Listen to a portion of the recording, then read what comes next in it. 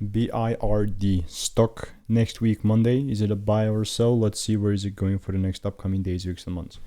First things first, Allbirds stock sitting at 52 cents right now. Is like 3% down or so. That's from Friday.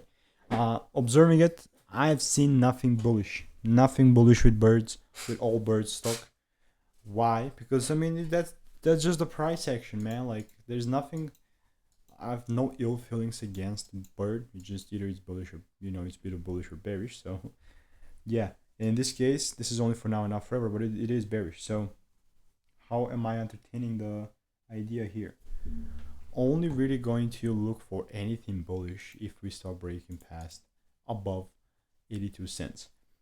Anything else just a bearish range, and it's still just me looking for opportunities to take it even lower, like because it just deliver lower. Like I wouldn't just short, it needs to go up before I can short. So yeah, just kind of speculating here, waiting, not financial advice. Like sometimes you're not going to be a part of every single move. So if you want to learn the strategy that's previously given me thousands of wins, check out the first link in the description for free.